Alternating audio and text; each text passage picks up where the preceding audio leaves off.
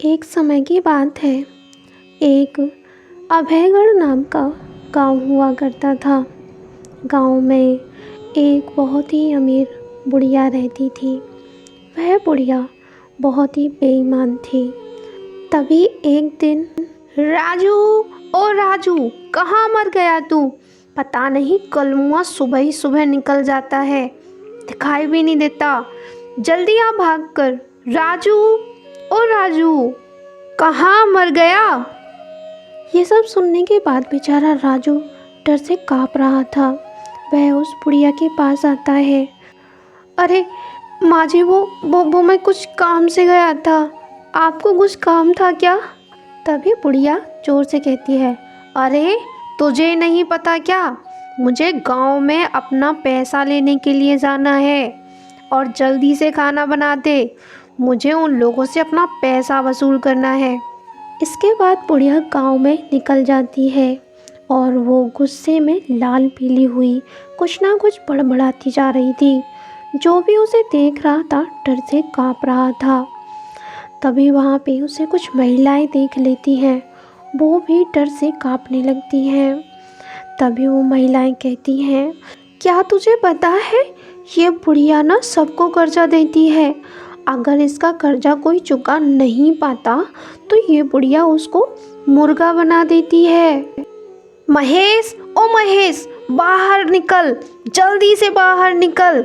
मेरा कर्जा लेके बैठा हुआ है और बाहर भी नहीं आ रहा। ला महेश, मेरा सारा का सारा कर्जा वापस कर दे। अरे अम्मा जी, वो मेरी फसल पूरी की पूरी खराब हो गई। इस वजह से अब मेरे पास पैसे नहीं बचे हैं। मैं बर्बाद हो गया हूँ। अरे मुझे इससे कोई मतलब नहीं है। मुझे तो मेरा पैसा वापस चाहिए। चुपचाप से मेरा पूरा पैसा वापस कर दे, वरना तू जानता है मैं क्या करूँगी। और हाँ, मुझे सूद भी चाहिए। मुझे कोई नाटक नहीं सुनना है, समझा तू? बेचारा महेश माफ़ी मांगने लगता है और बुढ़िया से कहता है, मुझे थोड़ी सी मोहलत दे दो। कि तभी बुढ़िया नाराज़ हो जाती है। क्या कहा? मुझे कुछ नहीं सुनना। मुझे पैसा अभी के अभी वापस चाहिए, वरना मैं तुझे मुर्गा बना दूंगी। लेकिन अम्मा जी, मेरे पास बिल्कुल भी पैसा नहीं है। ठीक है तो महेश, तू तैयार हो जा मुर्गा बनने के लिए। अगड़म पगड़म गिली गिली छू। इसके बाद ही एक शक्ति आती है और बेचारा महेश मुर्गा बन जाता है। मैंने कहा था ना, मेरा पैसा चुका दे, बट नहीं, अब तो तुझे मुर्गा बनकर रहना पड़ेगा और गांव के सारे लोग तुझे परेशान करेंगे। देख लो गांव के सारे लोग, जिन जिन पर मेरा पैसा है समय से चुका देना, वरना ऐसा ही हाल होगा सबका, समझे तुम? ये कहने के बाद वो बूढ़ी औरत वहाँ से चली जाती है। अब रात होती है। रात में घनघोर बारिश हो रही थी। तभी उसी गांव के एक घर में, अरे अम्मा, ये बारिश तो बहुत तेज़ है और साथ में ओले भी पड़ रहे हैं। अब हम क्या करेंगे? हमारी सारी फसल खराब हो जाएगी। बेटा तू चिंता मत कर, भगवान भोलेनाथ जरूर कुछ करेंगे। अरे हमारी फसल तो पूरी बर्बाद हो गई। अब हम क्या खाएंगे? घर पर तो अन्न का एक दाना भी नहीं है। अब मैं दादी से जाकर क्या कहूँगा? ये सब सोचने के बाद बेचारा लड़का उदास होकर अपने घर की ओर जाने लगता है। बेचारा बहुत ज़्यादा दुखी था। अरे बेटा, आ गया तू? कैसी है फसल? सब सही है ना? भगवान से सब सही करेंगे। और तू उदास क्यों है? क्या हुआ? बोल तो सही, क्या हुआ है तुझे? दादी, अब मैं क्या बताऊं? हमारी तो सारी फसल खराब हो चुकी है। अब हम क्या खाएंगे? तभी बुढ़िया उस लड़के को उसी बूढ़ी औरत के पास जाने के लिए कहती है और वहाँ से पैसे लाने के लिए कहती है। दुखी मन से वो लड़का उस बूढ़ी औरत के घर पर जा पहुँचता है। बूढ़ी औरत उसे देखकर मन ही मन खुश होती है। अरे तू क्या कर रहा है यहाँ पे? तुझे क्या काम पड़ गया अब मुझसे? तुझे भी कर्जा चाहिए क्या? अम्मा जी, हमारी सारी फसल खराब हो गई है, तो हमें खाने के लिए कुछ उधार चाहिए। अच्छा, उधार चाहिए पैसा? लेकिन तुझे पता है ना, मेरा पैसा मुझे समय से चाहिए होता है। हाँ हाँ अम्मा जी, बिल्कुल हम आपका पैसा समय से ही चुका देंगे, बिल्कुल भी देरी नहीं करेंगे। अच्छा वो तो ठीक है, लेकिन तू जानता है ना, अगर मेरा पैसा समय पे नहीं दिया तो मैं मुर्गा बना देती हूँ। यह बात तो सबको ही पता है, तुझे भी पता ही होगी। डरा सहमा हुआ लड़का उस बूढ़ी औरत की सारी बातें मान लेता है, क्योंकि उसे पैसों की सख्त ज़रूरत थी, क्योंकि उसके घर में खाने के लिए कुछ भी नहीं था। वो बूढ़ी औरत राजू को वहाँ बुलाती है और उसे पैसे देने के लिए कहती है। राजू पैसे लेकर वहाँ आ जाता है और वो पैसे उस लड़के को देने लगता है। उधर बुढ़िया, राजू मुझे इसकी फसल बर्बाद चाहिए, क्योंकि अगर फसल बर्बाद होगी तभी तो मैं इसकी ज़मीन हड़प पाऊंगी। इधर वो लड़का पैसे लेकर घर पहुंच जाता है। दादी, मैं पैसे ले आया हूँ।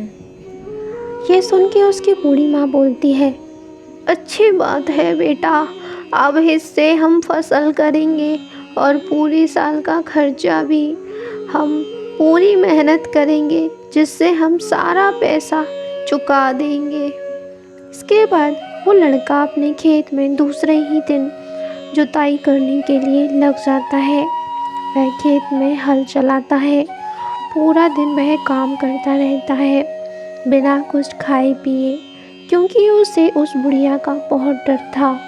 जब रात हो जाती है तब वो लड़का अपने घर वापस लौट रहा था और मन ही मन उस कर्ज को चुकाने की बात सोच रहा था।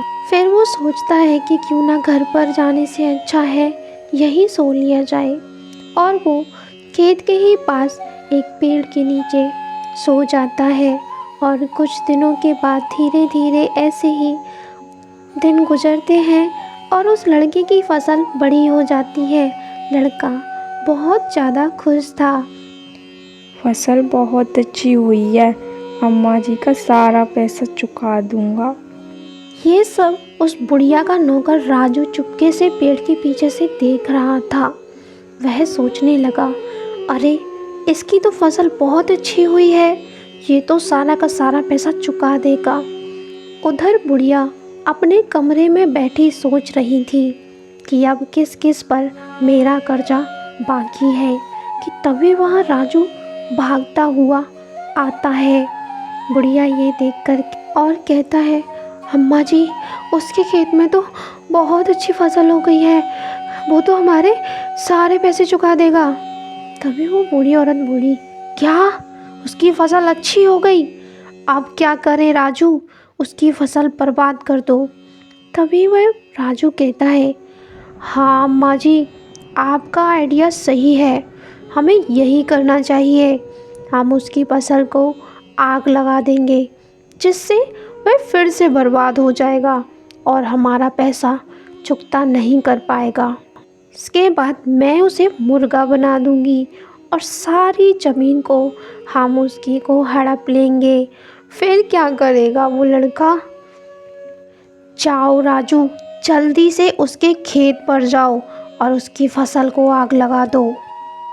दोनों ही लोग रात में ही उस बेचारे लड़के की फसल के पास पहुंच जाते हैं और वह बुढ़िया राजू को उसके खेत में आग लगाने के लिए कह देती है।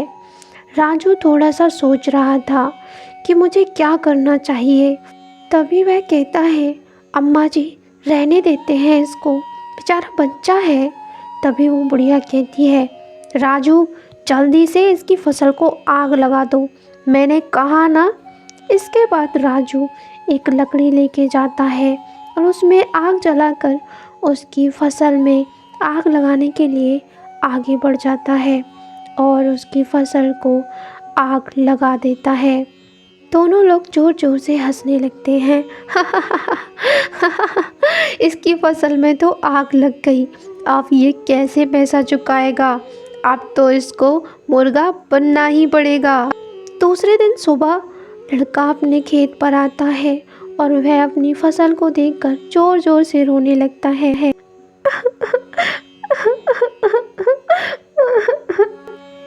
हमारी सारी फसल बर्बाद हो गई, अब हम क्या करेंगे? दादी, हमारी सारी फसल जल गई है, अब हम क्या करेंगे? अगर हमने सारा पैसा नहीं चुकाया तो वो अम्मा मुझे मुर्गा बना देंगी, अब हम क्या करेंगे? दूसरे दिन ही वो बूढ़ी औरत उस लड़के के घर पहुंच जाती है। लड़के, ओ लड़के, बाहर आ, तूने जो समय मांगा था वो पूरा हो गया। वो लड़का बाहर आता है और तभी वो कहती है, मुझे मेरे पैसे चाहिए, तूने कहा था तू मेरे सारे पैसे वापस करेगा। लेकिन अम्मा जी, हमारी तो पूरी फसल जल गई, मैं आपके पैसे कैसे वापस करूँगा, मेरे पास कुछ नहीं है। देख लड़के, मैं कुछ नहीं सुनना चाहती, मैंने तुझसे पहले ही कहा था मुझे मेरे पैसे वापस चाहिए, चाहे तेरे खेत में आग लगे या घर में, मैं तुझे एक दिन का वक्त और देती हूँ। ये कहकर वो बुढ़िया वहाँ से चली जाती है। बेचारा लड़का दुखी मन से वहीं खड़ा रह जाता है। फिर वो दूसरे दिन भगवान शिव के पास जाता है। हे भोलेनाथ, मेरा आपके अलावा कोई भी नहीं है, आप मेरी सहायता करो और हमारी रक्षा करो। ये सब देखने के बाद भोलेनाथ कहते हैं, पार्वती देखो ये दुराचारी महिला, इसकी उम्र कितनी हो गई है, लेकिन ये गांव वालों पे कितना अत्याचार करती है। ये सब सुनने के बाद पार्वती कहती हैं, हाँ भोलेनाथ, इसका तो अंत होना ही चाहिए। बेचारे उस लड़के के साथ भी इसने कितना गलत किया, इसके पापों का अंत होना ही चाहिए। तभी भगवान शिव कहते हैं, हाँ पार्वती, आज मैं इस लड़के की मदद करूँगा, जिसके बाद ये बुढ़िया हमेशा के लिए अपना अंजाम याद रखेगी। तभी भगवान शिव वहाँ से उस लड़के के पास आते हैं, जो कि घनी बरसात में भी भगवान शिव की पूजा कर रहा था। हे भोलेनाथ, मेरी रक्षा करो, जब तक आप यहाँ नहीं आएंगे तो मैं यहाँ से नहीं हटूँगा। तभी वहाँ पर भगवान शिव एक साधु का भेष बनाकर आ जाते हैं और वह उस लड़के से कहते हैं, क्या हुआ बेटा, क्या परेशानी है। तभी वह लड़का भगवान शिव को देखता है और देखता ही रह जाता है। तभी भगवान शिव कहते हैं, बालक, अब जब वो बुढ़िया आए तुम बाहर मत जाना, उसे कमरे में ही बुलाना और कानों में रुई को लगा लेना, जिससे उसके मंत्र की आवाज़ तुम्हारे कानों में ना जाए। इसके बाद दूसरे दिन वो बुढ़िया वहाँ आती है और कहती है, अरे ओ लड़के, आज दूसरा दिन हो गया, चल मेरे पैसे निकाल, वरना मैं तुझे वहीं आके मुर्गा बना दूंगी। ये कहकर वो बुढ़िया उसके घर में चली जाती है। वो लड़का उस कमरे में अकेला था, उसने पहले ही अपनी दादी को घर से बाहर भेज दिया था। वो बुढ़िया वहाँ पहुँचती है और उस लड़के से कहती है, ओ लड़के, चल मेरे पैसे निकाल, वरना मैं तुझे अभी की अभी यही मुर्गा बना दूंगी। अभी लड़का कहता है, अम्मा जी, पैसा तो नहीं है, मैं कहाँ से पैसा दूँ? ये सुनने के बाद तो बुढ़िया आग बबूला हो जाती है और कहती है, लड़के तैयार हो जा तू मुर्गा बनने के लिए, आज तुझे मैं नहीं छोड़ूंगी। और वो मंत्र बोलने लगती है, अगड़म पगड़म गिल्ली गिल्ली छू, अगड़म पगड़म गिल्ली गिल्ली छू। और इसके बाद ही वो बुढ़िया खुद मुर्गा बन जाती है। वो लड़का ज़ोर ज़ोर से हंसने लगता है। देखा, बुरे कर्मों का नतीजा। बुरे के साथ बुरा ही होता है, इसलिए अच्छा ही करें।